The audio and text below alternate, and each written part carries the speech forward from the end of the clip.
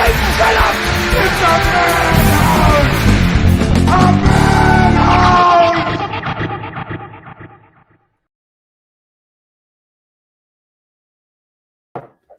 welcome to the movie Madhouse. I'm Rob. I'm James. I'm Jason. And our good buddy. Hello, everyone. Just as I lose my earbuds there. Yeah, thanks, guys. How are you? Thanks for having me back on. Oh, man, it's always a blast having you on. Absolutely. Especially with this topic. I knew the minute we started recasting, it's like, okay, Benner has got to come on.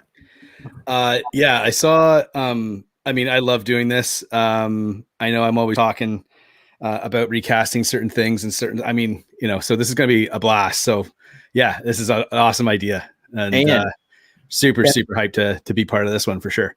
Benner shared one with me that we're going to have to get him back on to do. Okay. Silence of the Lambs. Oh, yeah.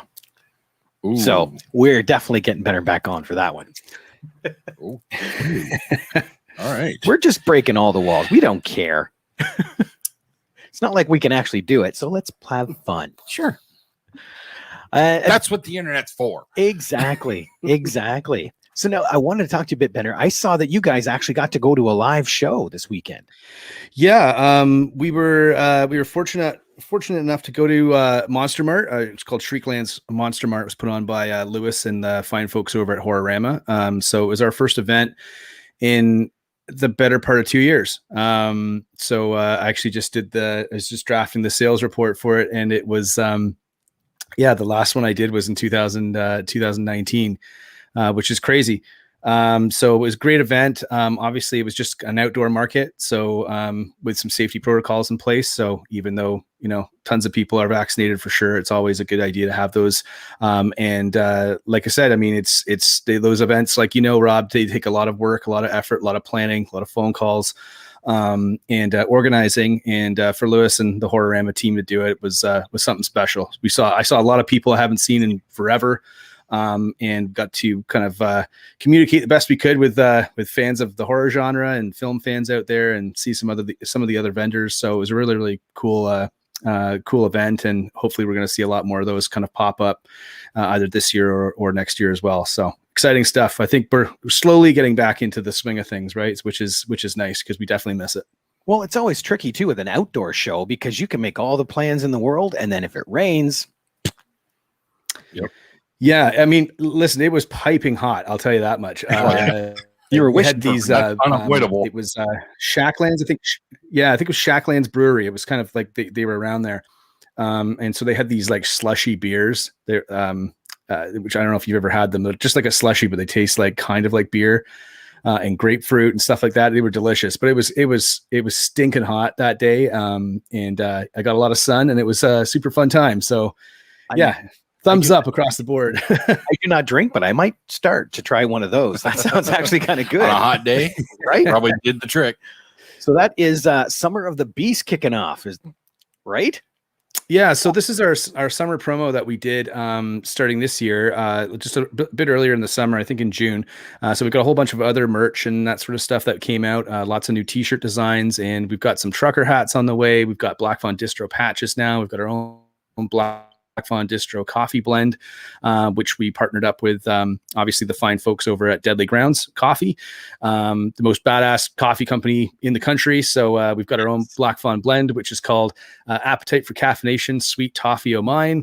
Little nod to one of our favorites, obviously GNR. So but yeah, it's a toffee kind of like highly caffeinated blend. So if you need a little bit of a pick me up, I drank a bunch today. I was a little bit under the weather last week or so. So I was, I actually drank a lot of coffee, and I had a big cup this morning, and to the moon. Nice. Yeah. That's awesome. Fantastic.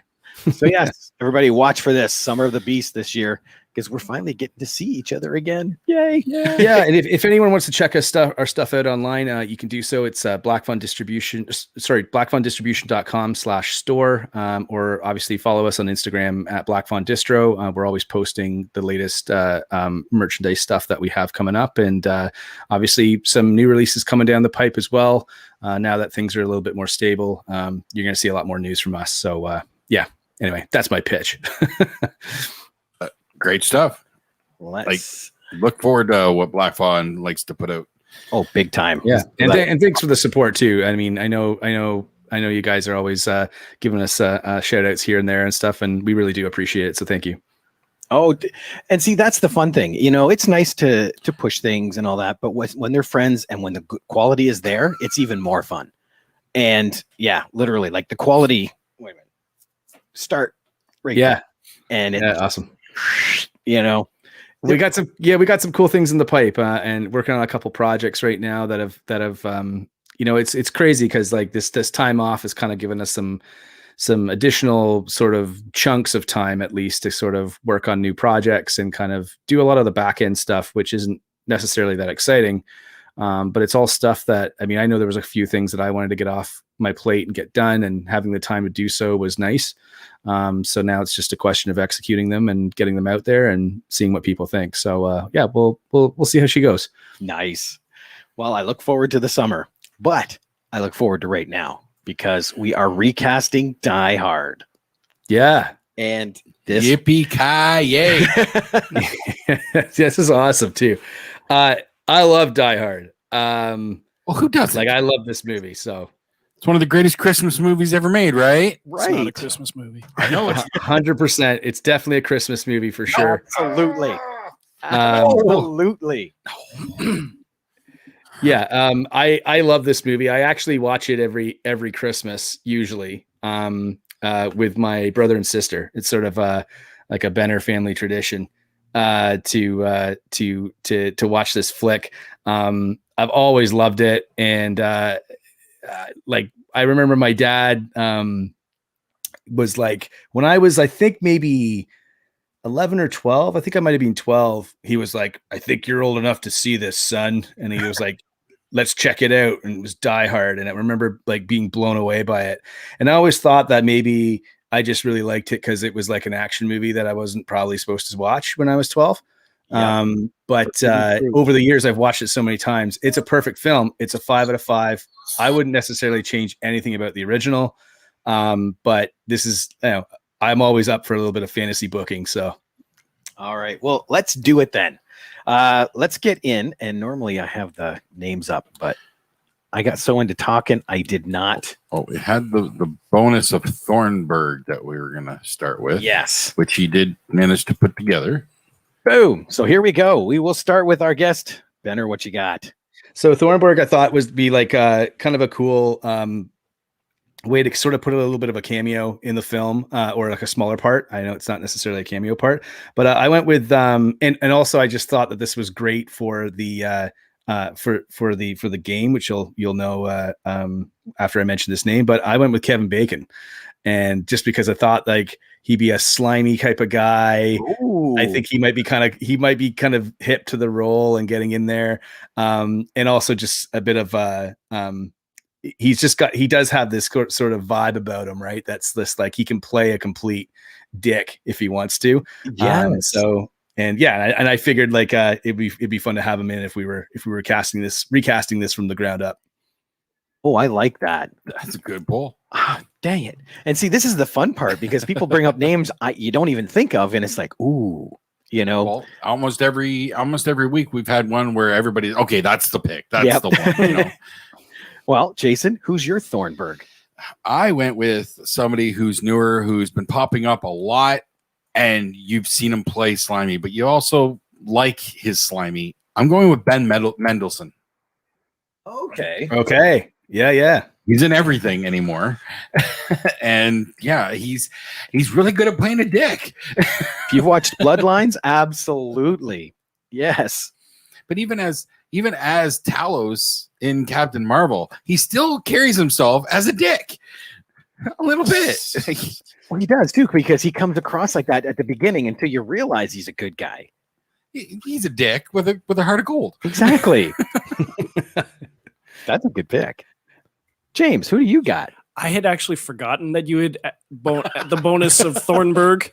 And then when I started thinking about it, well, there's really only one William Atherton. So I got to pass on that one. You're going to pass? Okay. I can't think of someone that looks or acts like William Atherton. I didn't want to just go in a different direction. I'd like to go with who looks and acts a lot like the actual actor. All right. Fair enough. Okay. Mine, because you look at his mannerisms, and I watched some of the films that he's done, like Barton Fink and Transformers, and John Turturro.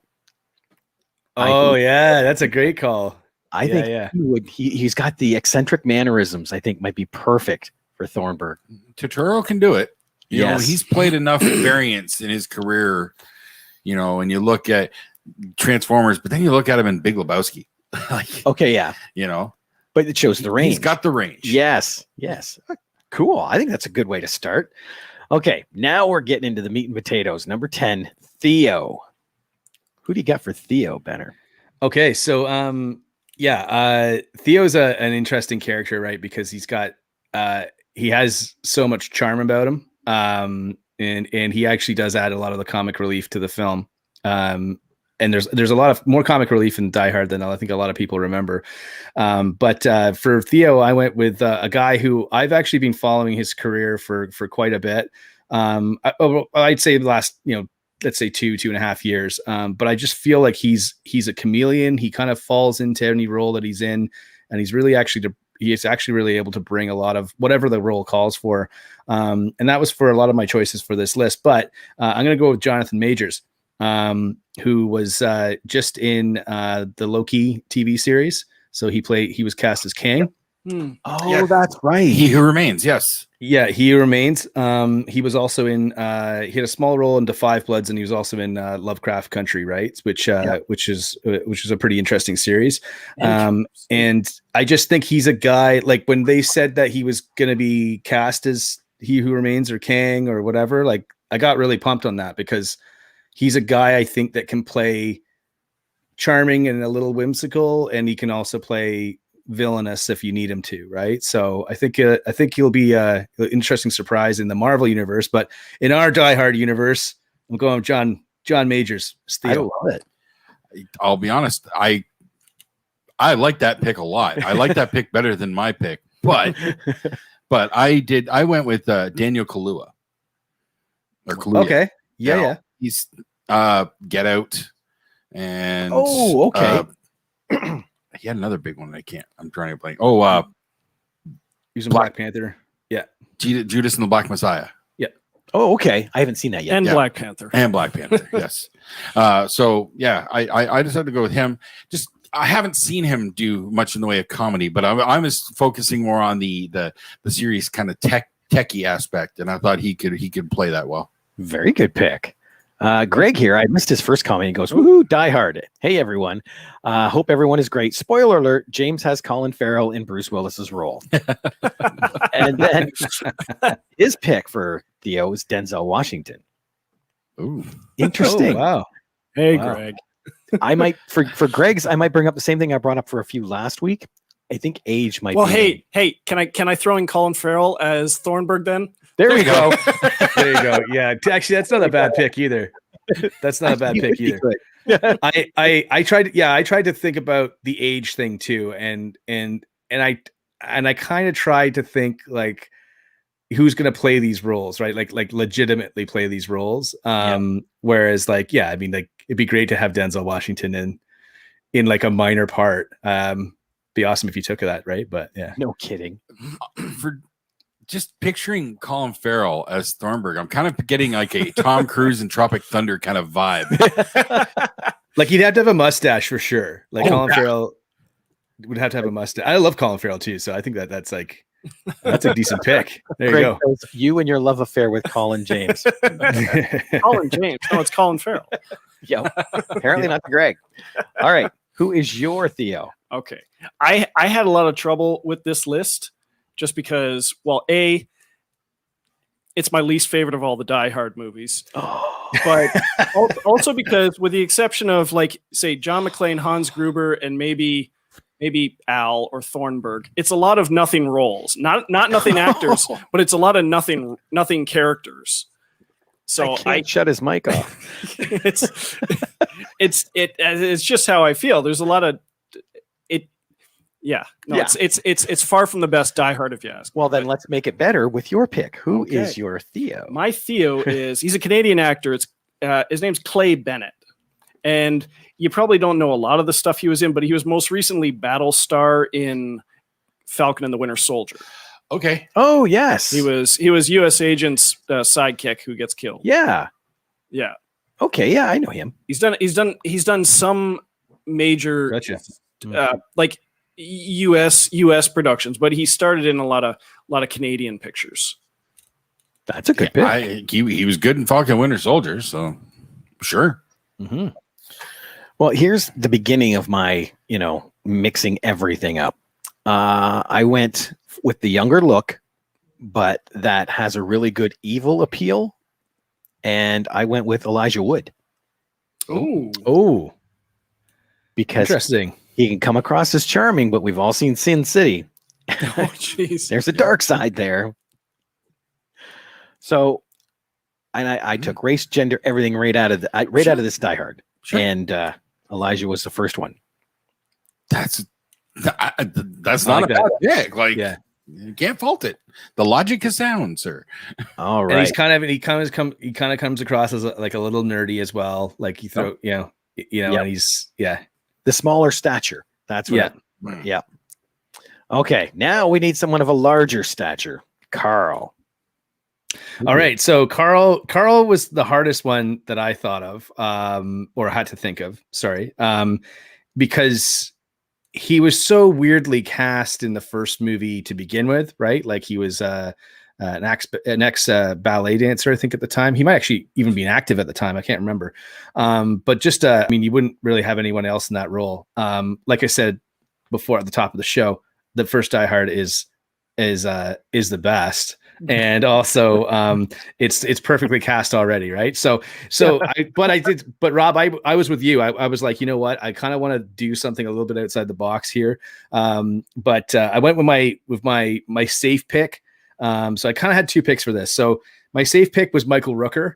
I thought Rooker would do a great job. I know he's not super tall, but I feel like you could probably camera trick that out.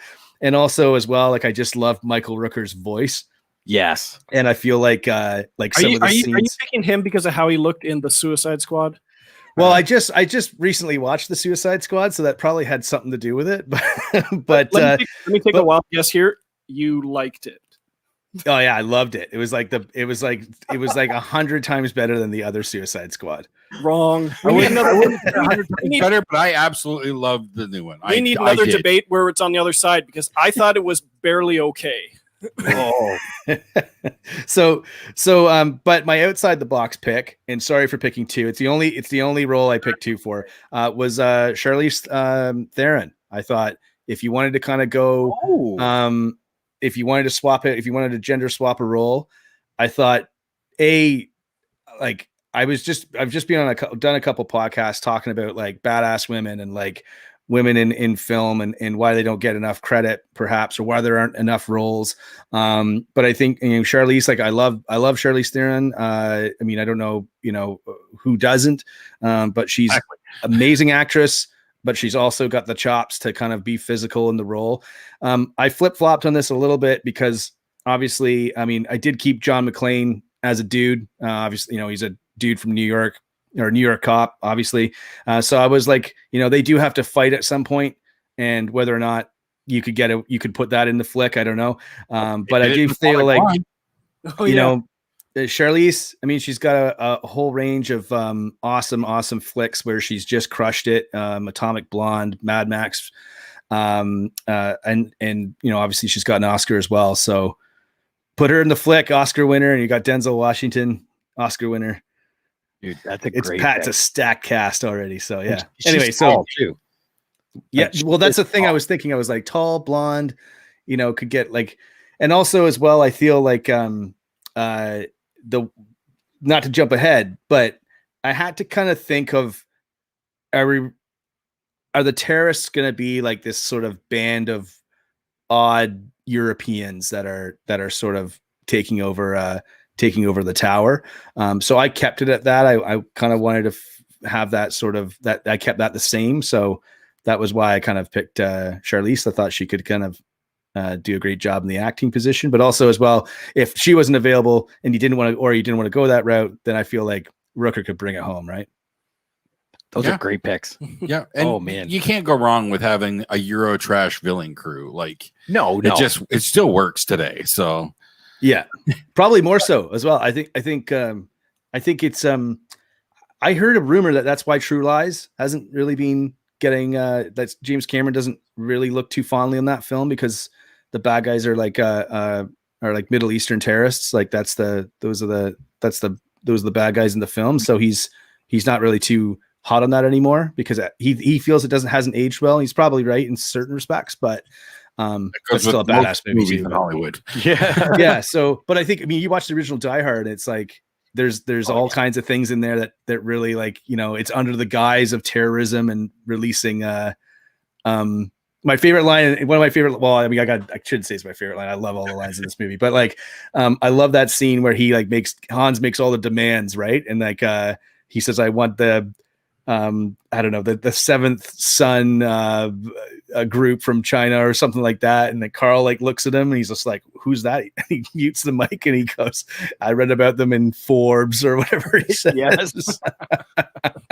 Classic. So I feel you can get away with a lot of things, and kind of update it. I don't think you would take a lot of updating if you really wanted to do it. So, and yeah, Eurotrash bad guys. I mean, there's a lot to love and hate about them. So yeah. To me, only two things date that film. It's the music and the fact there are no cell phones. Literally, otherwise you could drop that today and it feels like a today film. Oh, 100%. Like the computers, like I always say, like the things that date movies are like cell phones and computer screens. Yeah. So, but I mean, again, like if that movie's set in present day when it was made, which was 88. So if you just said, here's a movie, it's set in 88. I think it'd still fly. I mean, the movie's got great pacing, and it's one thing about that flick. It's like great pacing front to back. There's always something going on with it, and but nothing too crazy, right? Like it's just enough to keep the story going, and the plot's great, and the characters are great, and yeah. So anyway, nice. All right, Jason, who's your Carl? I stuck to a more similar look to the original guy, but my pick has a little bit more behind him than that original actor. I went with Paul Bettany. Really kind of going for the physical aspect on, even though the movie itself bombed and wasn't great, the one he did with Johnny Depp where he played the bodyguard, Mordecai, yes. He played his bodyguard, whatever. He was a brute in that. Jock. So give him that. Give us a combination of the witty Paul Bettany, but with his brutishness from that movie, and I think you got a good Carl. Obviously, drifting away from the German side of it. No, not really. Yeah, he's English. You do realize that all the Germans in Die Hard, none of them were actually no, they're all Germans. Shh. Of anybody on that cast, the only one with any German heritage was Bruce Willis himself. No, they're all Germans. It's an amazing documentary. Okay. James, who do you got for Carl? I was looking back at the actor who played Carl, Alexander Godunov, and I think it's kind of sad that I remember him more for his Labatt Ice Beer commercials than for Die Hard. He did good commercial. I remember that commercial. Because those commercials are amazing. Like, yeah. What was the tagline for that? It was like Labatt Ice. Labatt Ice Beer. Oh shit! That's like that. I didn't realize it was the same guy. Dude, the 80s and 90s were freaking awesome, man. Like, how did that? Like, that's the bad guy from. Was he in anything else? Like, wasn't he in something? I always thought he was in. When I was a kid, I always thought he was in Passenger 57, but that's a different dude, right? So it's Julian Sands. No, that's Bruce Payne. Yeah. So, but I mean, even to getting that, I mean, what is that guy? He's like the bad guy from Die Hard. That's going to be the beer rep. Amazing. Like what a great decision. Holy shit. He hasn't done a movie since 1995. Well, he passed away. I know he passed away. Well, I can't remember when, but hinder your chances. Yeah, he did have. He died in 1995. Oh, that's so sad. Agents don't come calling after you die for some reason. Not usually. Of course, they fall right into my price range. So, who did you pick? Oh, sorry. I thought we were all going to have very close to the same answer on this. I'm surprised no one's picked it yet because we don't know yours. I went with Alexander Skarsgård. Oh, good pick. Yeah, that's solid. I'm actually kicking myself. I didn't think of that since I do have a man crush on him. So, I'm letting myself down. You and Kevin Smith. Mine's similar Yeah. because I thought of him, Yeah. but I thought, okay, that's very mainstream, and at the time, Carl was an unknown, really, until that Die Hard and the beer commercial. That's what shot him out. So I went with a guy who I've only seen recently in some other stuff like Vikings, Jonathan Rhys-Meyers. Oh, nice. Oh, okay. Okay. Yeah. He's got that slim build like He's Carl a had and the great long actor. face. Yeah. Mhm. So we were on the same wavelength. I went more indie and you went more Hollywood. Nice. Very good. I like Skarsgård though, man. He's Yes. yeah, that guy's legit for sure. The only good thing about Battleship. Literally. Lots of good things about Battleship. I like that movie. On to Mr. Takagi. Okay, Mr. Takagi. I got to be careful because I always screw this name up. So, yeah, I had to think about this again, whether or not you were keeping. I mean, it really depends if you're updating the plot, right? So I kept it as figured as Japanese company, kind of makes sense, and it's Nakatomi Tower and whatever. And I guess you could change all that. Okay, so but it really kind of it only makes sense in to go with actors that are that the same nationality as the company, right? So I kept it the same, and I went with Ken Watanabe. Watanabe. I'm pretty sure. From obviously, even though he was in Batman Begins as sort of like the fake Ra's al Ghul. He was in Inception as well. I just like him because he is older. I think that would still fit. He's also pretty distinguished looking, looks great in a suit. Like I think he would take him seriously and legitimately as like the head of this multinational corporation. And I thought he could, I think he could deliver the lines, no problem. Obviously there's that famous scene in the boardroom, with Hans Gruber. So I just feel he could emote those emotions in that scene, quite well. So yeah, that was my pick. Nice. That is a good pick. Nice. I didn't even think of him. But yeah. This is where I went with a bit of an odd choice just because I haven't seen enough drama from him. But I went with Randall Park.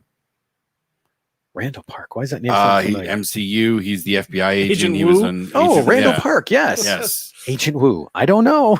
I haven't seen enough drama from him, but I saw he did a romantic comedy, Always Be My Maybe, for Netflix, and he had some really heartfelt moments there. I think he could surprise a lot of people and play a deadpan role there. Well, in all honesty, if you're an actor and you're getting into these MCU comedic roles, this is the role you want to show that you do have that range. Yeah.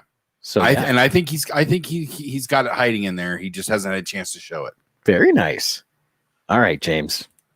I went with an actor who I've seen in several movies, and he always has like a very super, super serious look on his face. And it's Chin Han. He was Lau in The Dark Knight. Okay. Oh, yeah. Okay. Yep. And I can't think of the other ones he's done, but he always seems to have the same dead expression just because he's always playing a super serious character. Greg disagrees. Greg says Ken is the pick. Ken Watanabe. Yep. Last Samurai. Yep. Watanabe. Sorry, Watanabe. See, I knew I was going to screw up that name. I'm horrible. Ken, if you're listening, if you ever see this, I'm very, very sorry. If you're in one of our films at some point and see this and think to yourself, what a bunch of humps. Then not these guys, not these guys, me. Yeah, thanks for correcting me. Opinions expressed by our guests do not express those of the rest of us. Yeah. Sorry, dude. He's already texted me. He's never coming. Yeah, he's done. Yeah, he's done. I thought this would be a cool spot to maybe alter the plot a little bit, and instead we'll have Bruce Willis get shot in the boardroom, and this guy who plays Mr. Takagi will take over. Wow, this is crazy. Okay. Chon Young Fat. Chow Yun Fat, really? Yes. Okay, no, I don't think we should rewrite the script. Okay. But that would be cool because I know he could do it. Oh, Chow Yun Fat, yes. But it would be a great spot for him to to show up in an action movie. Sure. You know, Expendables style. Yeah, but people would expecting him to start kicking ass, and then he doesn't. Right. Well, he's got. I mean, listen, I just watched Replacement Killers recently. Oh, that is so good. Which I hadn't seen in forever. I found it like at a used store for like $5, so I picked it up on Blu-ray. Pretty good, solid flick, and like, but I mean, he's a gun master. As far as using firearms in films. So he'd know what he was doing. So, I mean, if we're looking for an action star, that's not necessarily like just total muscle and is just going to, you know, just shoot a lot of guns and kill a lot of people. I mean, Chow Yun-fat could get it done. You say he's an expert with guns. I don't remember any guns in Hard Boiled or The Killer. There were guns. Yeah. Also, Hard Boiled is awesome. I just watched The Killer. I'd never seen The Killer. I had Hard Boiled. I'd never seen The Killer, and then I picked that up as well. I was on this big like Asian action I was just on a I don't know what you would call it, but what's that? A marathon?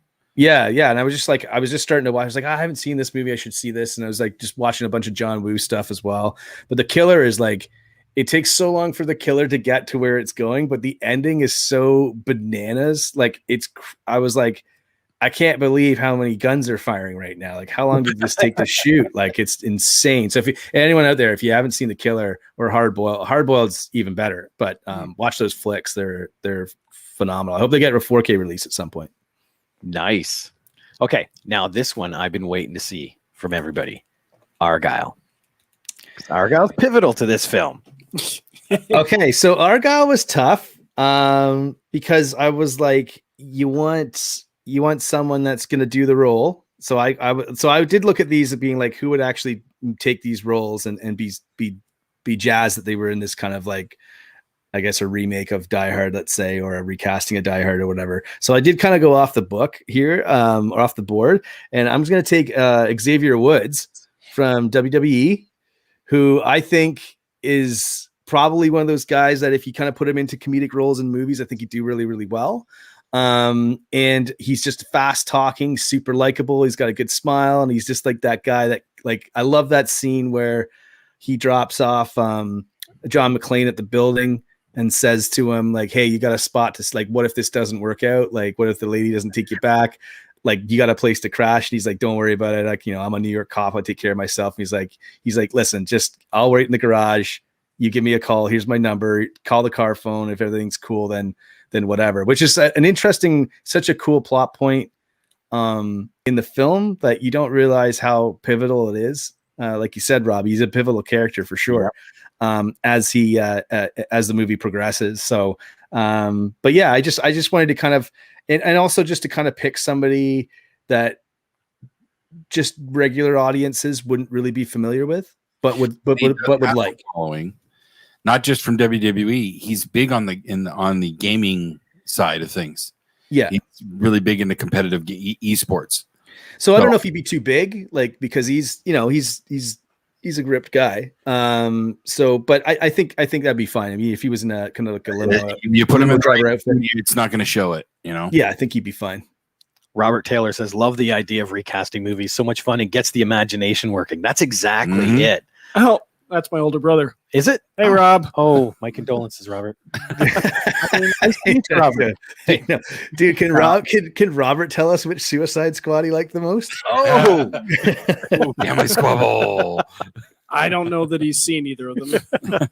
Jason, who's your Argyle? My Argyle, I went with, and this came right to me instantly, Keegan-Michael Key.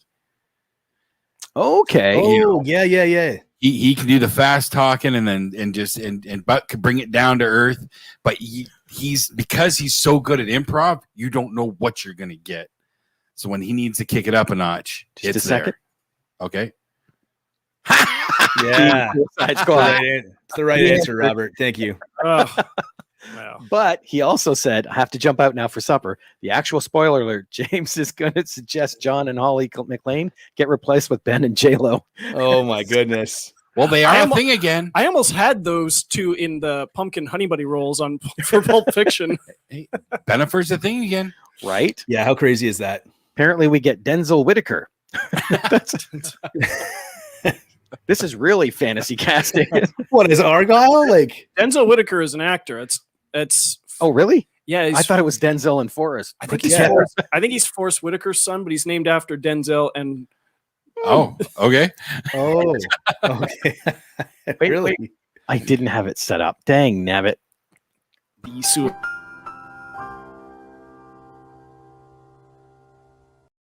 There we go. Oh, that's amazing. Oh, Yeah, you should have pulled some. You should have pulled some Die Hard quotes. And Oh, yeah. I never thought of that. there's one. So my sorry, not to, sorry. Oh, there's a whole lot. No. There's I know this movie like back to front. Mhm. I love the my all-time favorite. Sorry, not to take this over, but like just jumping back to Mr. Takagi when Hans Gruber comes out after he shoots him and he goes, "Unfortunately, Mr. Takagi won't be joining us for the rest of his life." Is the best line, and then everyone freaks out, right? So Yes. amazing. Tons of quotes. But From, James, from like Die Hard with a Vengeance and who do you got? Who's your Argyle? my Argyle. Okay, he doesn't act as much anymore, but he used to, and it's well. Let's be honest, you don't see Argyle much in the movies. I went with Nick Cannon. Oh, Okay. get a Yeah. little star power there. Yeah. A little bit. Okay. Well, that's questionable, but okay. Well, I'm okay with Nick Cannon. That makes sense. He's okay.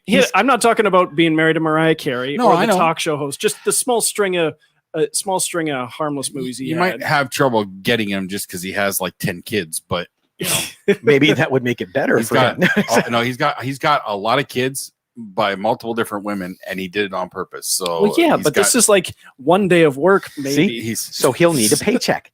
There you go. That's true. Yeah, right? yeah. That's why Eddie Murphy started working again. This is one that I again went outside the box. I thought of somebody that had a younger face that was kind of quirky, and sadly, the first thing that jumped in my head was Eddie Redmayne Oh, as Argyle. as Argyle, Again, another Academy Award winner. right? But his mannerisms, I think he could nail some very cool, laid-back mannerisms, just like the original Argyle. I haven't seen enough from him, honestly, to be able to. He's an have amazing opinion actor, there. so an amazing actor could just completely do a 180 from the very fancy, high-class British roles that he mostly does and go. Spoiler, Argyle's a former SIS operative or something. Mclean calls him and he just busts in there and starts taking out terrorists. See, we'll get Chow all Yun he Fat. has to do is be like a laid back. This isn't what I really want to do. Limo driver who just decides this guy's taking forever. I'm going to party. I think he could be the Kirk Lazarus of this movie. I'm now oh jeez. I'm now picturing like a parody of Die Hard where everybody that gets taken hostage is secretly a badass. We would change the plot. Led by Mr. Takagi, which in this case is Chow Yun Fat, right? Maybe They're all we- sleeper agents. Takagi hits a button, a tone rings through the building, and everybody snaps into killer mode. I gotta say, Rob, that would be unreal if everyone went to see like a remake of Die Hard and like John McClane like dies in the first half an hour and then the movie just flips on its head. Like that would mess people over something. That would either be loved or hated. So we know James will hate it. So Well, they did kind of do that with G.I. Joe when they did that second Oh, one and they yeah. killed Tatum off in 5 minutes. people hated that. Yeah. So it might not work. Well, Oh, Tatum okay. hated that. So Well, let's jump to Ellis now. Smarmy Mr. Ellis. Okay, speaking of quotes from this movie, Ellis has like some of the best ones. He's like, I love Ellis so much just because he's so shitty. He might be like the shittiest character in all of film. Like, and credit to that. I don't know, actually can't remember the actor's name who played him, but credit to that guy because he's so good. And he's the complete, like he's the antithesis of John McClane in such a great way. But like Hans Booby, I'm your white knight, a great line. all the time when he's talking to John McClane, trying to get him out, like, stop playing games, John, capiche? Like, he's just so shitty. Show him I the love watch. him. It's a Rolex. So, yeah. Like when you first meet him, he's doing like coke off the desk, like in like Holly's office. Like he's not even supposed to be in there. He's just like hanging around, getting high on blow. And like, what does he say? He's like, buddy, me and you are pretty similar. Like you do your business with a gun, I do mine with a fountain pen. Like, anyway, I love Ellis. He's awesome. Very, very quotable, James. And I feel like there should be more. I feel like there should be more Ellis quotes on T-shirts. If there was, I would buy them. Oh, sweet. But I kind of went again. I hadn't thought of this until we got doing this. So, but just to continue a long list of casting out this movie with Academy Award winners, I'm gonna go with Nick Cage just because I feel he would do it. and I feel like. I feel he might be a bit old. That's the one. Fuck, I'm out. Yeah. Forget my pick. Nick Cage. I feel like Nick Cage on the thing where he's just like, stop messing around here, all right, John? Capiche? Like I feel like just let Nick him Cage would be like amazing in that role. Also, Academy Award winner, fantastic, and Nick Cage is fantastic. Like I don't know, he's such a weird actor. I love him, but you never know what you're gonna get with that guy film wise. I haven't seen Pig yet, but I've heard it's amazing. Like I heard it's like one of the best films of the year. It's on my list. And have you seen Willy's Wonderland? Yeah, I didn't like Willy's Wonderland. Yeah, I know. I love the concept. I thought it was great. I love that. I wanted movie. Some more to 2 or 3 times now. I feel like I wanted more out of that. I'm glad you reminded me about Pig though. It's one of my friends' #1 movies of the year, and I have to check it out. Well, after that, like Nick Cage, Dwayne T Robinson. Let's just move right on. Yes, yeah. I'm fine with that. Are you good with that? I kind of wanted to mention mine, but it's not going to be better. So yeah.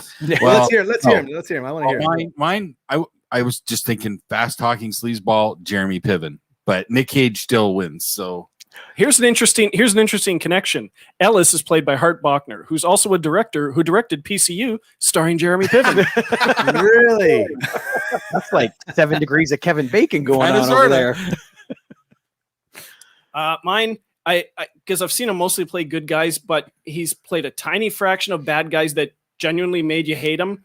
I thought he could pull off Ellis. Josh Hartnett. Okay. Josh Hartnett, really?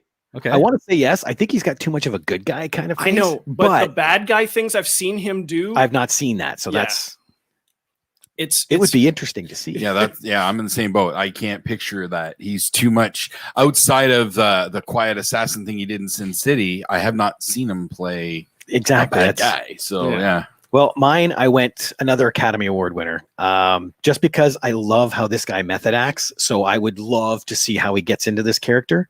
Jared Leto. Oh, as Ellis? I can see that.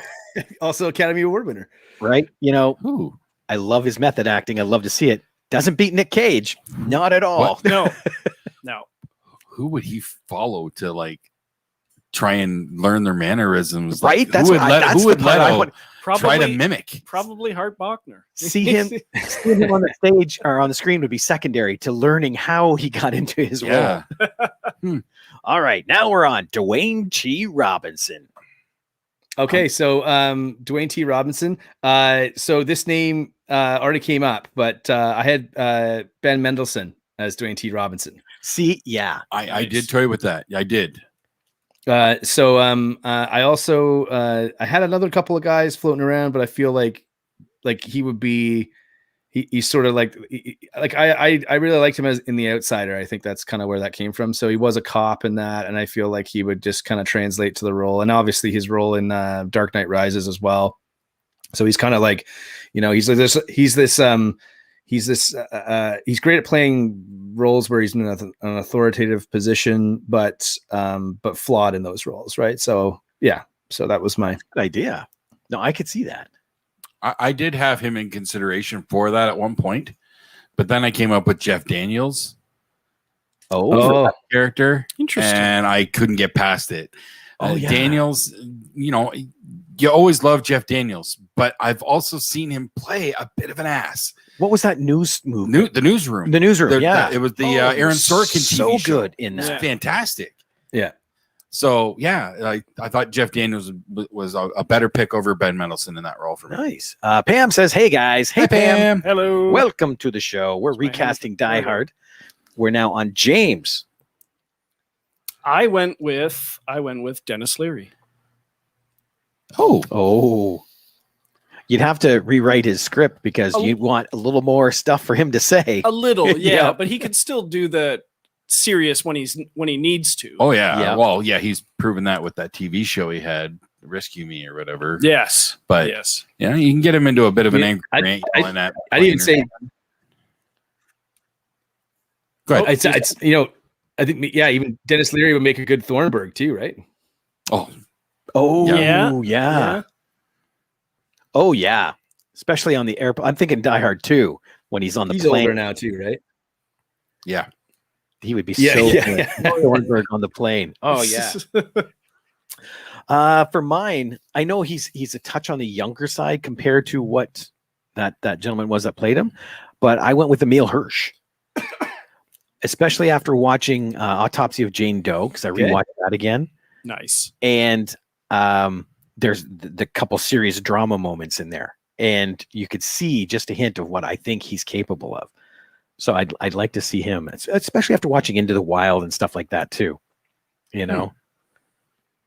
I like Emile Hirsch. He came up on my radar again recently. Freaks that he Yes. came up with. Okay, So I I gotta see that yet. Yeah, I gotta check that one out. I haven't seen enough from him Yeah. again because he kind of disappeared for a little while. It felt like. A very yeah. You check out Lords of Dogtown. It's a very I remember different that role. one. Yeah. Yep. That's a good flick too. Yeah. Speed Racer was pretty I good. avoided that movie. It's well, I never watched the cartoon, so I don't care about it being faithful. Just because it was the Wachowskis, it was pretty good. It was better than I thought it was going to be. I just See- couldn't give it a chance. And that's cool when you can go to a movie clean slate. You know, it's hard sometimes. Yes. But now, Sergeant Al Powell. Okay, so just before we get to Sergeant Al Powell, I'm just gonna. I pulled up a list of Ellis quotes just because I think they're the funniest quotes ever.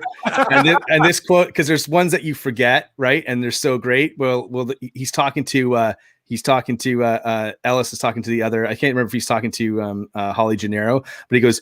So I'm just quoting. Hey, babe, I negotiate $1 million deals for breakfast. I think I can handle this Euro trash. And Nicolas Cage, I'm telling you, man, you kill that. You murder that role. Okay, so Sergeant Al Powell. So funny enough, I did watch the Die Hard thing on Netflix, the movies that made us. So I just recently watched that on Die Hard. Oh, nice. And the one thing they were interviewing is the guy who plays. I can't remember the actor's name, but the guy from Bill Johnson. Yes, thank you. Theory. And apparently, when he filmed that movie, I think he was only like 32 or something, or 33, which is like, I don't know why everyone in the 70s and 80s looks like, 50 years older than we look. But so I wanted to go with someone that's like kind of older, but like not too old. So I did mix it up a bit on this one. And this was the hardest one for me to figure out because I was just like, he's got to be friendly. He's a family man, but he's still working the beat. He's kind of seen it all, but he hasn't seen everything, but he's seen enough bullshit to know what's real and what's not real. So yeah, I went a little bit off the board on this, but I went with John Cho from Harold and Kumar. Yeah. Because I found out recently that John Cho is like 49 years old, which is insane. No, I heard that recently too, and yeah, I'm like, holy. He looks 25. Yeah, he looks. Yeah, I mean, I look older than that guy. So I figured he would be like, I think he'd be believable in that role, and someone to help out. And the guy I have as cast as John Mclean, I think it would be a good fit with that. And I try to think of like. Yeah.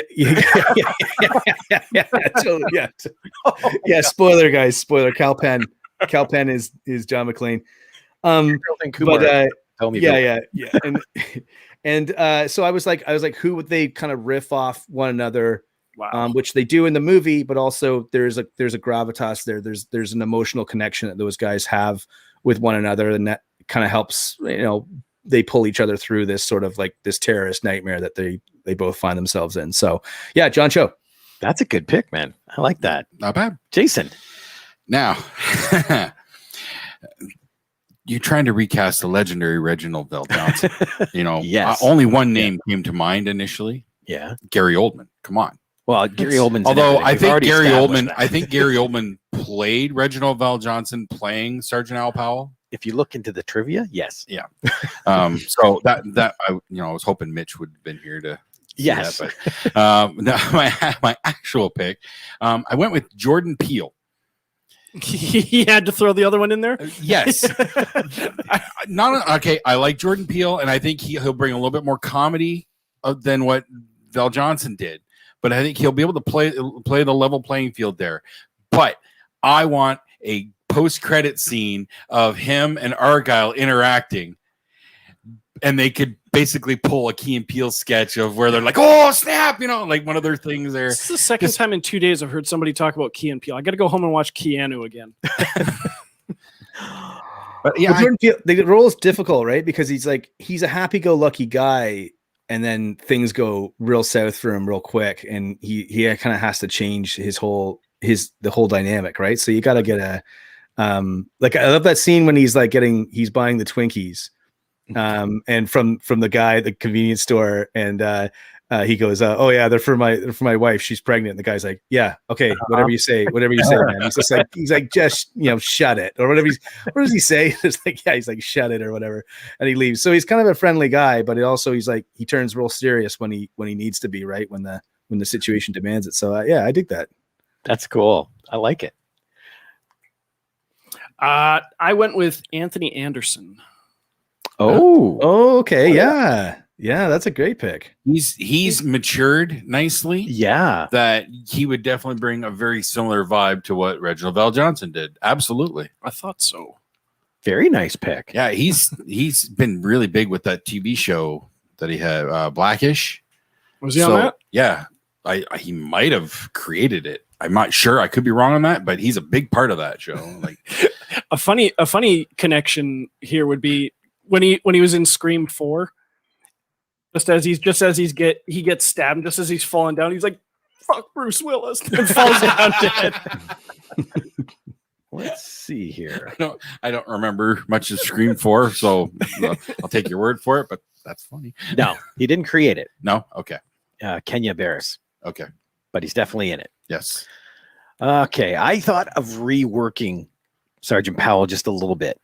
Instead of, the cop with the pregnant wife and all that, have him, this is like second last day on the job. He's going to retire and then he's out of it. Rosie so, of course, O'Donnell? The first name that pops into your head is Danny Glover, right? He's way too old. But that's what I thought. So then I thought, well, if I'm going to go cops retiring, why not cast Bruce Willis? Believe me, I wanted to put Bruce in there somewhere, but I don't think people would accept it. I think it would come across as being too cheesy. Yeah. Yes. And that's why I threw him in there, because I'm thinking this is either good or it's going to go horribly wrong. The horribly wrong, people are assuming, okay, it's now John McClane outside and it's the new guy inside, but no, it's Al Powell. Mm-hmm. I still think he would be hilarious as Al Powell. I'm not saying he wouldn't be. I just don't think it would quite work with the fans. Fans. Oh, look who thinks he's a producer at Warner Brothers now. Oh, snap. Listen to you. Well, it was a direct quote from one of them regarding Aquaman 2 and them keeping Amber Heard. I think it was a producer on it, flat out said in an interview, the internet polls are nice, but we really don't care. See, Warner Brothers, hire me. There we go. I sound like you already.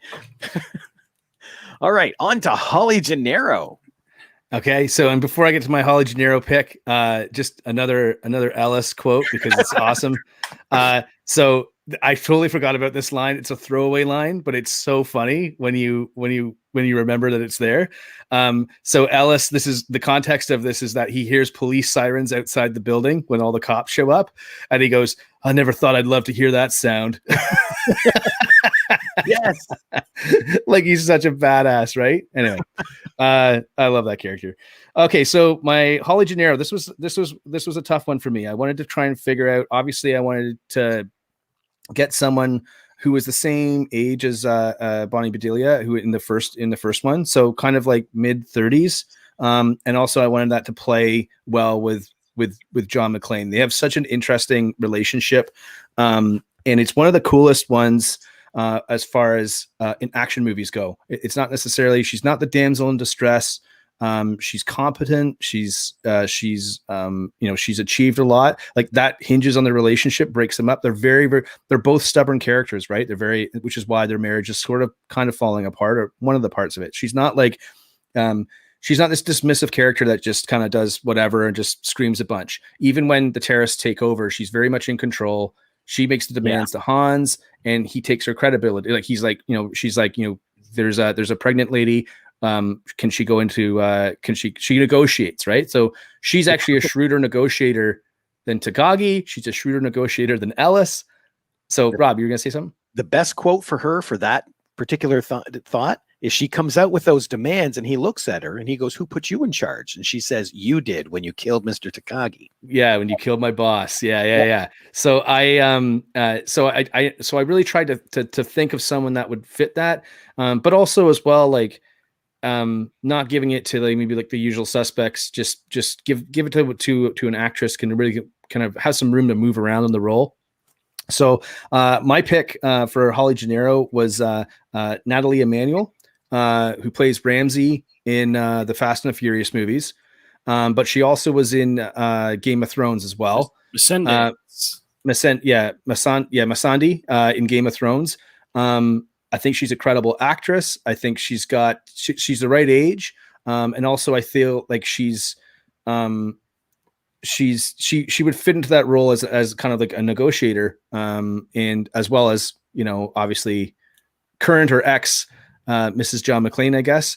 Nice. And really kind of go head to head with John McClane on with respect to their marriage and the nuances in those characters for an action movie. Again, I don't think you see that nowadays, but it took me a while to figure out who that would fit. I tried to think of a whole bunch of others. I won't say any other names just in case they're on anyone's list. But obviously there's amazing, credible actresses out there, but I just felt like, I feel like she would be a great fit for the role. And if you look at it too, this is literally the only female role in our list, Mm-hmm. So it was the 80s. Yeah. It was an action movie in the 80s. Yeah. All right, Jason, who do you got? I think what made her stand out so much is the fact that she's essentially a lot like John. Like they're both extremely bullheaded, and that's why there's so much friction between them. Just like Benner said. Yes. Yeah. My pick, again, somebody who can be serious and all, but also be a little bit badass, but tone it down and be a bit damsel when you need it. Morena Baccarin. Firefly. So okay, yeah. Miranda Baccarin. Yeah. Interesting. I think she's got all the tools there. And with my final pick for John McClane, like I said, my initial pick didn't feel right. My new pick, my final pick for John McClane fits perfectly with. No, it's not Ryan Reynolds. Yep, it's Ryan Reynolds. It's Deadpool all over again. No, that's too obvious. Oh, Pam says Olivia Munn. That's good pick. That's Holly Gennaro. That's a great pick. Yeah, I'm a big Olivia Munn fan. Another newsroom actor. Newsroom, yeah. Good one, Pam. James. Okay, I'd like to start with a quote to match Benner, but I'm doing it from Live Free or Die Hard, a Die Hard movie better than the original. Why did you bring a cop to my command center? Of course, and you had to look at me as you're saying the Kevin quote. Okay. Listen, I love all Die Hard movies. I even like the fifth one. I like the fourth one a lot. The unrated version is infinitely better. It's totally worth. You can get it on Blu-ray now, which is fantastic. For a while, I think it was only on like this the bonus disc for the Bluray or something like that. But you can hard to find. Yeah, you can get it now. It is awesome, and yeah, they don't bleep out the famous tagline, and there's a lot more kind of like there's blood and there's more blood and there's more swearing in it, which is obviously like a little bit more fitting with John McClane. So for anyone out there who doesn't like the fourth one, James, totally give you credit. Go and find the unrated version of Live Free or Die Hard. It's a good flick, and yeah, it's definitely worth watching. Music video Die Hard by Guys Night, which is hilarious. Yes, that song is amazing too. I'm just gonna put this out there now. I will fully admit that's the Die Hard movie I go back to. Really? I don't actually go back to the other ones very often at all, like every few years maybe. But Live Free or Die Hard, that's almost an annual watch for Because me. Kevin's in it. And Justin Long. And I'm Justin a big fan of Long. Justin There you Long. go. So- Mary Elizabeth Winstead. All right. Who is your Okay. Holly generic? I went with, and this is a total coincidence with Benner's pick being a Game of Thrones actress. I went with Lena Headey. Shit, yeah, I had her on my list. She was definitely in contention. Yeah, Complete for sure. coincidence. Wait a minute. Benner and James agreed. Lena Headey is awesome. The only reason I didn't go with her was because I thought she was a little too old. And it just for the role. I mean, but Yeah. she's phenomenal. Like she's such a great actress that I think she'd do well in anything. But I also wanted that to match up with kind of who I had for John McClane. But Totally fair. Yeah. Well, when I picked my actress, I was actually watching one of her movies and didn't dawn on me until I got going through it. And then I remembered a TV show she was on. And she actually kind of held her own in a couple of the seasons. So I went with Alicia Cuthbert. interesting. Yeah. From 24, especially the third season when she's actually part of the group. Oh yeah. And she holds her own enough that she's not Charlize Theron, no, but she can definitely hold her own. And I think exactly like you said, she has to have that stubbornness to Yeah. Oh, And sorry, I should have prefaced this by what I said about Lena Headey was that the age thing wasn't necessarily the fact that, but in the movie they have two young kids, and I felt, and she takes them to California, right? And she's also has this ambitious career that she's pursuing. So I just felt like that made more sense for someone in their 30s as opposed to someone maybe approaching 50. But too late, Benner. She just yeah, not coming over. yeah, Man, your birthday party's gonna suck. Nobody's showing up now. Who was the other person that wasn't coming? Oh, Denzel, right? Denzel was. No, Ken Watanabe. Yep. Watanabe, yeah. Ken's no way. Sorry, And then buddy. be hanging out by Yep. themselves. Yep. Stop Okay. messing things up, all right? Capiche? But Ellis will be there. Ellis, amazing. Now on to Hans. This was tough. Mm-hmm. So these are obviously the two hardest picks because your whole movie centers around them. And the one thing being that when Hans isn't on screen, John McClane's on screen. And when John McClane's not on screen, Hans is on screen. So for the better part of the entire film, one of them, if not both of them, are on screen at the same time. So it was really, really hard for me to kind of figure out, where that fits, how they're going to play off each other.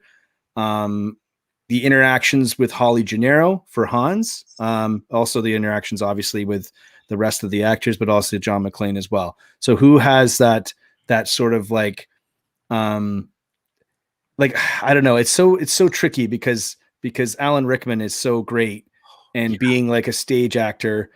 So I'm going to throw out a couple names that I think for these two is worth discussing. So Gary Oldman was on my list for this.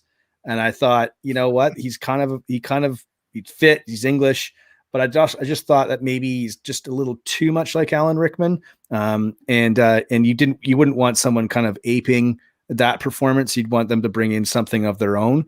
And also someone that's like, you'd take seriously, that would look good in a suit, that would be like suave, but at the same time threatening. it's a really tall order. Like you can't. There's not a lot of actors I don't think could pull it off. So that he was on my list, but who I actually ended up going with was Michael Fassbender, and just because he's British, and he could bring this like the role that sells me on that guy all the time is his work in Inglourious Bastards. I think that scene when they're in the bar is maybe one of the best scenes ever filmed, one of the best scenes ever acted for sure. And I just felt like he could bring whatever you needed him to bring to the role.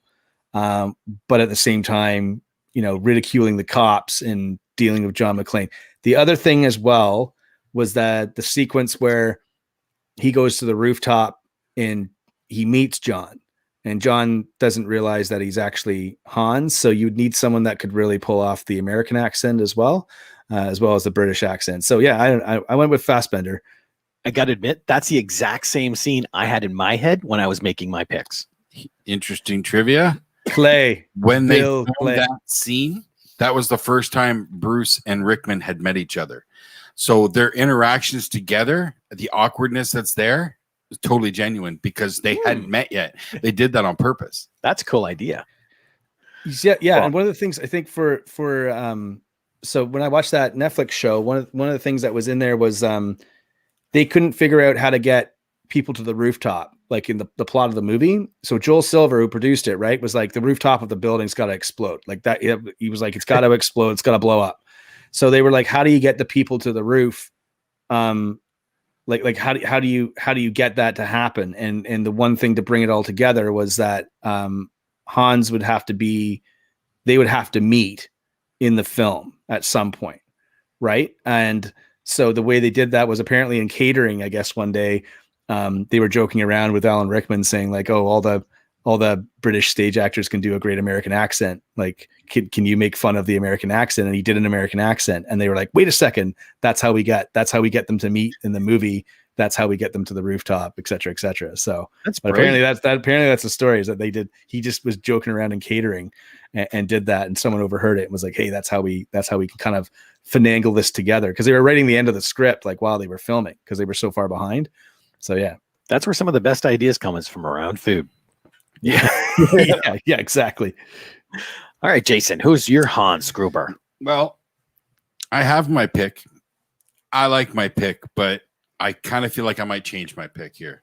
So I went with, and I never know how to pronounce his name, Rhys Ifans. Yeah, close enough.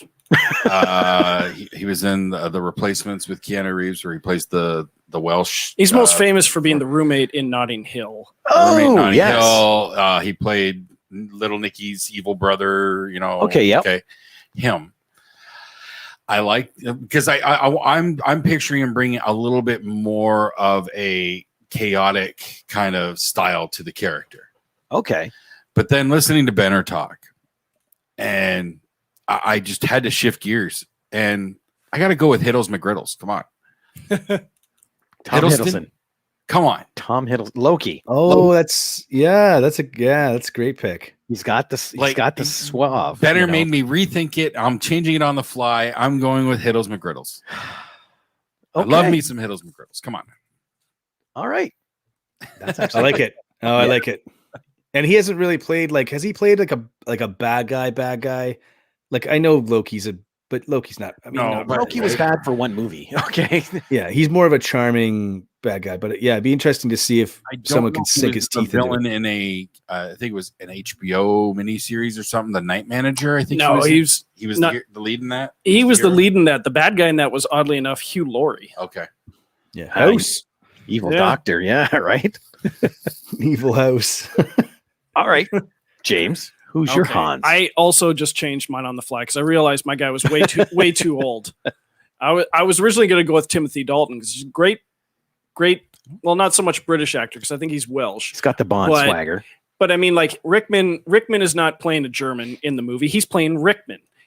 Like Jeremy Irons does a much better German accent when he's as his brother in the next movie. Rickman is just doing his voice. Yeah. So that's why I was going to go with Timothy Dalton, who can also do a good American accent. But as I said, I realized a little bit too old. So I went with a guy who can do the very serious, menacing terrorist face and also throw in a few quips if he has to. So I went with Mads Mikkelsen. Oh, that's good. Yeah, that's a great pick. This is like the who's who of current Euro trash actors. Like,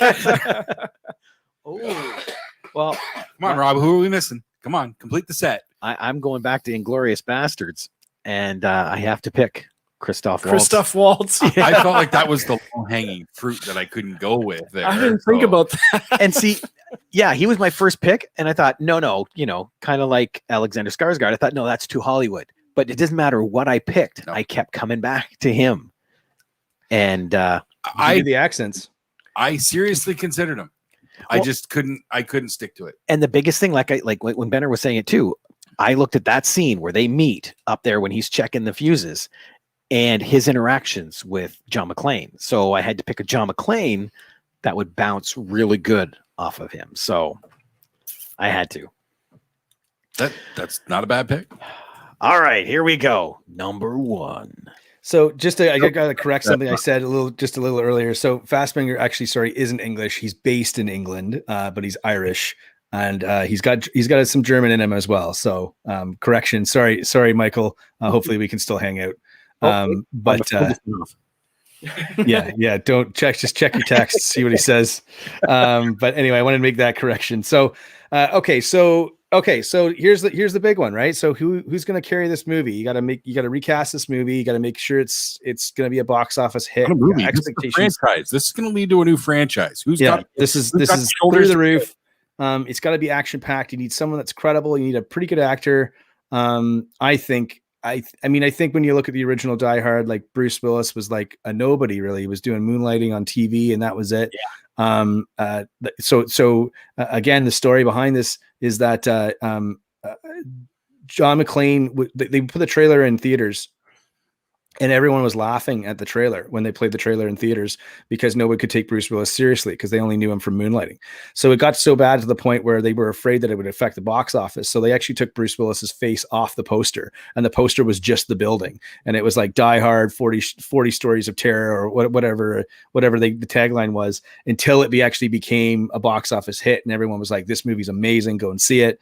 It's the greatest Christmas movie of all time. And then they put Bruce Willis's face back on the poster. So it made him an action star and built his career off one film, and now it's so hard to cast this role because even nowadays, I know they tried to they were talking about doing like a sequel prequel type of deal where it would feature a young John McClane, and now that movie's shelved because it's just so tough. So all those things into consideration, plus the fact that you have to interact with my Hans and my Holly for most of the film, be likable but also tough, kind of an everyday man, but could really play all kinds of things in this one role for the movie. So my pick was Tom Hardy, and I think Hardy and Fassbender would have some great scenes together. I think like with Natalie Emmanuel, I think that works. I think the ages work, and I feel like I don't think he's really played sort of like this sort of New York cop that's, he's played some characters that are sort of down and outs, but he hasn't really played kind of the everyday kind of dude that's just like, in the wrong place in the wrong time, right? Eddie Brock's the closest to that I've seen him do. Yeah, his Eddie Brock is yeah, but he's an every guy. You know, that's the closest. Mm-hmm. And I feel he's got great instincts for that stuff. And just like even in Venom, like I feel like it's clear in that movie that he was trying to play that role. One, he voices Venom, which is amazing. And just the fact that he plays that role as a buddy cop movie, which is, you can see those tinges kind of coming into that movie, but they're kind of squashed away. So I'm hoping that clearly comes through in the second movie. I think it will, with Andy Serkis directing it. So we'll see. But because even in Venom, he's not the action star. It's the suit that does all the action. He's still just a regular dude. He's he very can play- uncomfortable with what's going on. Yeah. Like he can bulk up, like I know he can bulk up enough where you could take him credible, like you would take him seriously as sort of like a physical threat. Like he wouldn't get Bane big, but he could get, he would have some tone to him, and you could be like, okay, this is a cop that's going to get some stuff done. There's a lot of physicality to the role. He'd probably bring that a lot with him too. You'd probably have to need him to do some stunts, et cetera, et cetera. The one thing, like the one scene that defines, to me, one of the scenes at least, but it's up there, that defines John McClane as a character, is that scene where he jumps off the building with the fire hose and then has to blow his way through the window to get through and save himself, right? So I love that scene. I think he could bring the comedy as well, that dry deadpan kind of humor that Bruce brought to the original role. So that's my pick, Tom Hardy. Nice. That was my pick. Oh, That was awesome. my pick for most of the week. Really? But something didn't quite sit right, and I can't quite. I don't dispute anything that you said. I love Tom Hardy. I love his non-actiony stuff like Locke. Phenomenal work. Where it's just him in a car, it worked. You know, I go back to Rock and Rolla, where he plays a small role as one of the Wild Bunch guys. He was phenomenal in that. No action. So, I don't fault that at all, but it just didn't sit right for me for John McClane. And then somebody suggested John Krasinski. I had thought about him. He was on my list. we're sharing similar wavelengths. Krasinski's blowing up for action with Jack Ryan. He obviously can do the every guy thing because most of his roles have been that. I think he needs to sprinkle in just a little bit more asshole, and you've got a new John McClane. So I didn't pick him because I love John Krasinski. I think he's an accident. I don't want to say he's an accident. Accidental is the wrong word. He's just a talent that he's like a camouflage talent that really has come out of nowhere. I mean, I just recently got around to watching Quiet Place 2. Great movie. But the thing about John Krasinski is that, and this is a credit to him, is that when I watched Quiet Place 2, I said, "Good work, Jim from The Office," probably about 4 or 5 times. And so I always see him as Jim from The Office. And I don't mean to take anything away from the guy. I know the Jack Ryan thing is, I think, a good fit for him. And yeah, I mean, all things kind of maybe sort of point to him and Emily Blunt becoming part of the Fantastic Four potentially, but hopefully. I mean, I like those two together. I think obviously they've got a lot of chemistry because they're married in real life, but yeah, I just thought that maybe he would be like too nice. He didn't have that sprinkle of asshole, and I don't know if he could. His face always looks so caring. Yeah, but he's an actor. I think he hides the asshole because his image is the good guy. His whole Some Good News thing that he did last year when he was at home blew up the internet, made everybody feel good for a few weeks. He is such a super nice guy. Now let's just twist that just a little bit and let's see the asshole Jim come out. And I had thought about Holly Gennaro being Emily Blunt. I had thought about that if John Krasinski was John McClane, but I just couldn't fit that together myself. So that was, yeah. And I think not that pick. Miranda McCarran would make a good couple there as well. So, okay. I find him very tall and lanky, and I'm picturing him jumping off a building, and that seems weird to me. So, but then I checked, he's only 3 inches taller than Willis. It's not, a mountain of difference. It just looks like it. Have you seen any of his Jack Ryan stuff? I love Jack Ryan. Okay. Absolutely. Yeah. So he can do the action when he needs to. Exactly. Yep. It's just that frog jump off the building that Benner was talking about. That's, I don't know. Good pick though. James. I went with a guy who I've seen in several cop movies, several military movies. So he can do the seriousness, but he also can throw out the attitude if he needs to. And coincidentally, he was John Krasinski's co-star in 13 Hours. I went with James Badge Dale, who was also the co-star in season 3 of 24. But I don't know that name, unfortunately. Okay. Now, yeah, because I don't know that name either. Yeah, I don't either. He was Elijah Cuthbert's boyfriend, who was also an agent in 24 in the season cool. 3. Yeah. Okay. Chase. He was in Iron Man 3. Yeah. As the dude with the extremis. The one that was following Happy around. Basically, Okay. Guy Pearce's lackey. Yeah. Okay. So going with someone with a similar, a filmography, like kind of an unknown to harness this beast of an action movie. Yeah. As Bruce Willis was. And he's got the action chops from Iron Man and 24. And 13 Hours. Yeah, I haven't seen 13 Hours. Oh, best Michael Bay movie. But yeah, man, he was in Mexico with Jack Bauer. So man, he's got it. Right? Mine, again, I went with someone a little different he was part of a franchise. Now he's getting back into the same company, Marvel. But I went with Mahershala Ali. Okay. He's getting ready to headline Blade, but everything he did in Luke Cage, it's got the action chops. Sure. Also Academy Award winner. Right? Yeah. Another Academy Award winner. I can't afford this cast. But and like you said, the top 3, him and Christoph Waltz. That's what I pictured in that scene up in the top of the building. That would be intense. But man, I would even Ali as Hans might be that would be an interesting fit too. Ooh. Oh. Yeah. Dang. Yeah. We had some good picks here. This has been really good.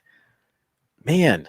You did, but it's strange because it depends on how Eurotrash you're going with the villains, right? So if you're going full Eurotrash, you got to get the Euros in there, But you could still have Ali in there, just slap a British accent on him. Oh, there we go. Idris Alba. Idris Alba. I had also on my list for another guy. I was like, I actually had him in as for Sergeant Powell as well, but I just thought he was just it just didn't really work for me. But then I kind of thought about him as John McClane, but Michael B. Jordan was sort of like in and around there. I thought maybe that could work, especially with Natalie Emanuel. I thought they thought they would work really well, but I just wasn't sure if Michael B. Jordan would work with Fassbender. But yeah, that was another guy on my list.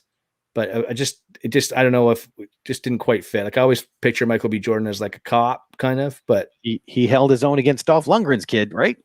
That's right. Creed 1 is like one of the best movies ever made. Oh yeah. Awesome. It basically put air back into a dead franchise because I think Sly, he just milked so much out of Rocky. It was so watered down at the end. A guy fighting for the legend of his father, man, the memory of his father. Oh God, that's Creed awesome. was so disappointing. I haven't watched Creed 2 yet. I haven't seen Creed 2 either, but Rocky Creed 2 is not as good, but Creed 2 is still awesome. It's still amazing because it's Dolph Lundgren, and it's Dolph Lundgren's kid is a real boxer, and he's a monster. Like he's huge. And that's the thing. I love Creed, but there are moments in Creed 2 I love more than the film Creed. Those movies are like so. And Michael B. Jordan's directing the third one, right? They're making Creed 3. What? Oh yeah, but Rocky's not in it. Like they said that Rocky's done as a character.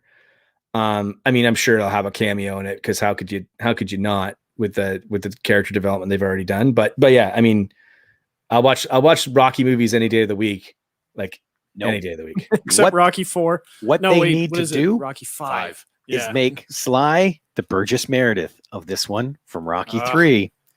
But he was already kind of that character, right? In Creed 1 and 2. But in 3, Burgess dies. Oh yeah. Well, you could assume that he died shortly after Rocky Balboa because he's walking away and you see him hit the. But sadly, Creed comes out and he didn't. Nothing. Back in Creed. What's that? And then Creed came out. Yeah, unfortunately.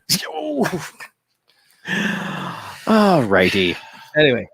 Good picks, guys. That's Interestingly enough, I just pulled up Creed 3, and they have 4 people listed in the credits. They've got Michael B. Jordan, Tessa Thompson, Felisa Richard, and somebody else that was mentioned on the list tonight. Jonathan Majors. Really? Yes. It doesn't give a I- character name. Yeah, I don't know what the plot's about. I mean, it's probably pretty straightforward. My thought on Creed 3, not to go down a rabbit hole here, but just because I have the airtime right now, so why not? I want there to be like another illegitimate child from Apollo Creed, but this kid's like he didn't get taken in by Apollo's ex. Like he was raised on the street, and he's just down and dirty, and he's bare knuckle boxing, and he's like straight up hardcore. Chip And on then his shoulder. he Yep. comes for Creed because he's like, I'm the rightful heir to the Creed throne, et cetera, because like, you know, Apollo Adonis has had it so easy, right? Like he was raised in a big house, and Rocky was his trainer, and like and pull all that shit out. And where it's like, and also as well, like, you know, the guys that haven't got it, they're hungrier, right? Like they're hungry to win the belt, and like, yeah. So I don't know. It'll be like the same thing as Rocky, but Trained by Mr. T. oh, they were saying like it would be Clubber Lang's kid, and I was like, nah, don't do that, because he already did just that with trained by him. Drago. Just trained by him. Yep. Because that way, when Sly gets killed like Burgess Meredith, it has all the like he just did Rocky 4. Why not go back and do Rocky 3? One of the greatest quotes in all of the Rocky movies is when they interview Clubber Lang, Mr. T, in Rocky 3, and he's like, any predictions for the fight tonight, Clubber? And he's like, I predict pain. Yes. I know what they need. This needs to be the ultimate franchise crossover, and you have Michael B. Jordan versus Ralph Macchio to find out if that was really an illegal kick. Yeah. That's what I think we need to have. Awesome. Well, I mean, I don't know. Yeah, I mean, Oh, you know what? It's funny. Like, this is super fun because I don't know. I don't even know if they could ever remake this movie. I think it's one of those flicks that's like anybody talks about remaking it, and it's kind of like not like us, but just, you know, hey, we've got an idea that we're going to pitch and we're going to get this movie remade. I think is so even laughed off at even the stages of early development that I don't know if we'll ever see it. There's a list. It's not a very long list, I don't think, but there's a list of movies that they just can't touch. And every time they mention it, any one of these movies on that list, they get death threats. Mm-hmm. The Prince Back to the Future is one of those movies for sure. Like, they'll never remake that film, right?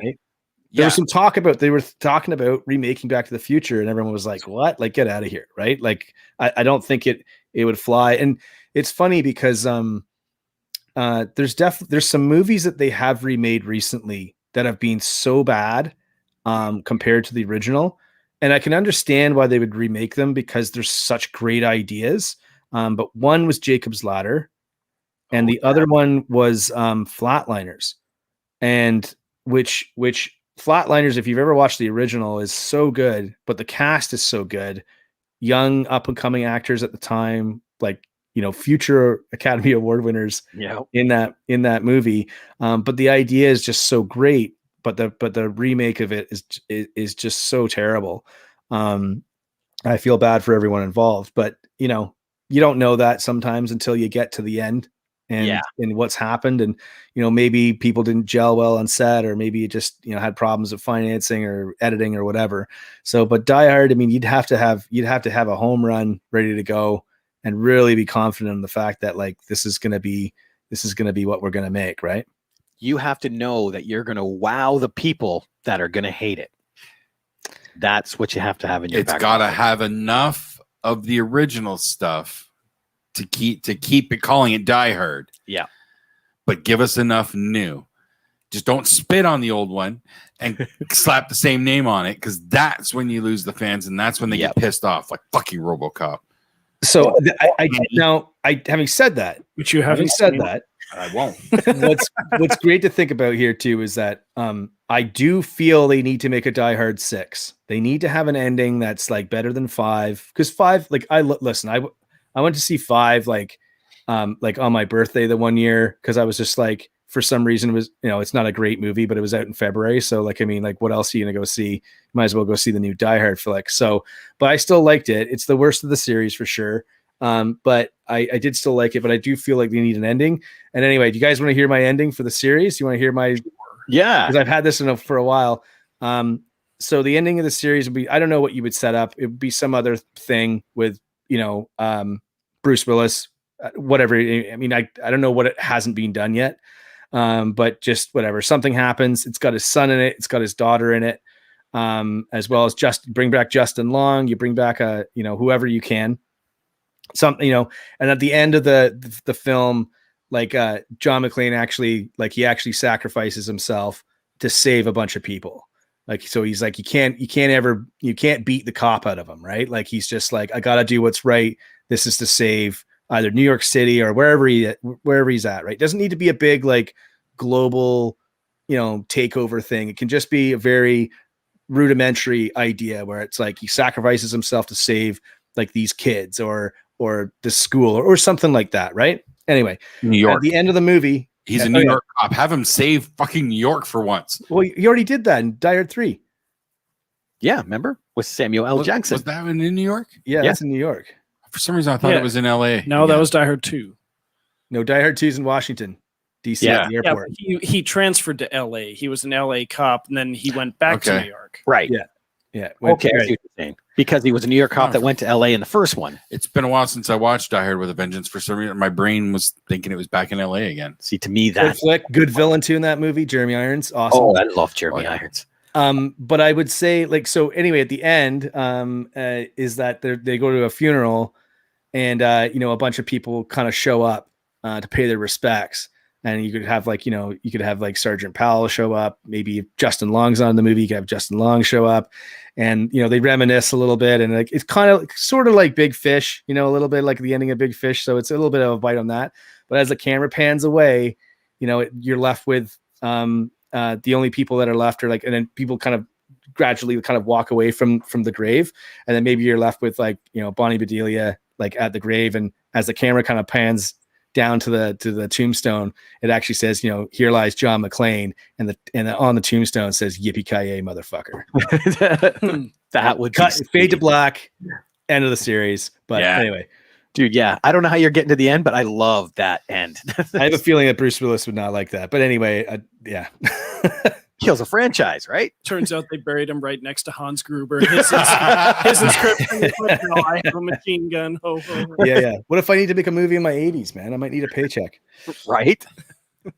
Oh, man. Benner, thank you so much for coming on to do this. This was no worries, guys. Thanks for having me. It was a blast. I love coming on, shooting the shit on these things. It's always a fun time. Oh, yeah. So remember, across the bottom, blackfawndistribution.com/store to check out all the cool stuff for this summer. Yeah, we got but just just go to the store, check us out. We're actually going to be at a couple more smaller events coming up. So keep your eye out. We should be there in person with obviously a little bit of a knock on wood and some fingers crossed for sure. But it's nice to get back out there. We hope to see everyone soon. And if you're looking for our stuff, check us out on blackfawndistribution.com. One of those somewhat local here, I think, right? What's that? One of those might be somewhat local here. Yeah, I've heard that. Yes. I've heard some rumblings. Awesome. Awesome. Thank you so much. Hey, no problem, guys. Appreciate it. Take care of yourselves, and we'll be back. I'll be back on to talk about the Suicide Squad at some point. Oh, yeah. We'll have to set that up. Yes. Man, I love it. All right. For another week at the Movie Madhouse, I'm Rob. I'm James. I'm Jason. And our buddy. I'm Benner from Black Fawn Distro. Peace. Yes. We'll see you later. Toodles. Bye.